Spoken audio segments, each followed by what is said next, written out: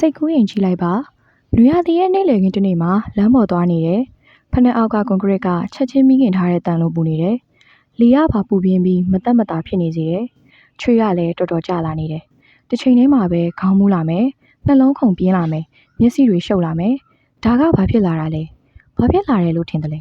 ။ဒါအောင်မစတင်ခင်မှာဒီလိုဘူးတရားရတဲ့စိတ်ဝင်စားစရာအကြောင်းအရာတွေအတွက်ကျွန်တော်တို့ရဲ့ YouTube channel လေးကို like and subscribe လေးလုပ်ခဲ့ပေးကြပါဦးနော်။ဒါကပူလို့မတက်မတာဖြစ်နေတာဒါမကသင်ခန္ဓာကိုယ်ကငါပူလွန်နေတာလို့သတိပေးနေတာကြောင့်ပဲဖြစ်ပါတယ်။လွန်စွာပူပြင်းလာတဲ့နွေရာသီတစ်ခုချင်းစီမှာလူအများကြီးဟာအပူလွန်ကဲမှုရဲ့မမြင်နိုင်တဲ့အန္တရာယ်တွေကိုကြုံတွေ့လာကြရပါတယ်။ဒါဆိုရင်တကယ်တမ်းဘလို့အရာတွေဖြစ်သွားလာနိုင်လဲ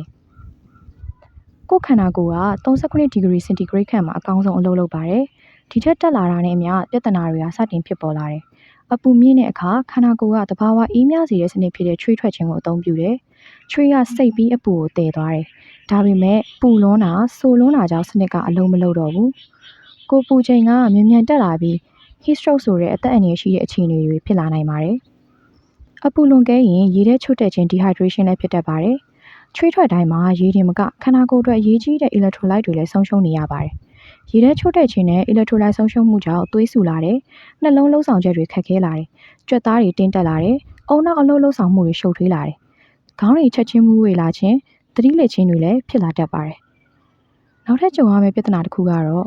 နေရောင်ခြည်ပဲဖြစ်ပါတယ်။ UV နေခြည်ဟာအသားရည်ကိုဖောင်းထွင်းပြီး cell တွေ DNA တွေကိုပျက်စီးစေပါတယ်။ဒါဟာဆန်းပန်းကိုဖြစ်စေနိုင်ပါတယ်။ UV နေခြည်နဲ့အချိန်ချင်းခါခါထပ်တလဲလဲထိတွေ့တဲ့အခါအသားရည်မှာကြီးမားတဲ့ကျန်းမာရေးပြဿနာဖြစ်လာခြင်းကနေတဆင့်ကင်ဆာထိတောင်ဖြစ်စေနိုင်ပါတယ်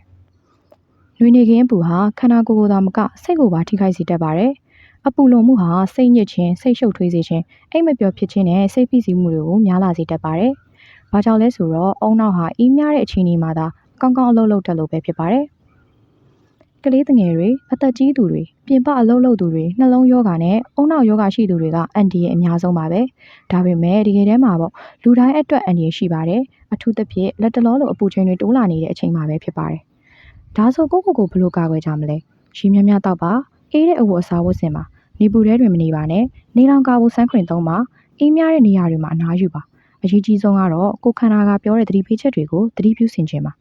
အလွန်မင်းပူပြင်းမှုကမျက်စိနဲ့မမြင်နိုင်ပါဘူးဒါပေမဲ့အပူလွန်ကဲခြင်းနောက်ဆက်တွဲအန္တရာယ်ကတော့တကယ်ပဲကြုံတွေ့နေကြရတာဖြစ်ပါတယ်ကိုယ်ခန္ဓာကိုယ်နဲ့ပတ်သက်ပြီးနားလည်မှုရှိရင်တော့ပူလွန်တဲ့နွေရာသီမှာဗဟုသုတအသိဉာဏ်သွေးတိုးဆင်ခြင်ကာကွယ်မှုတွေနဲ့အောင်မြင်စွာကျော်လွှားနိုင်မှာပဲဖြစ်ပါတယ်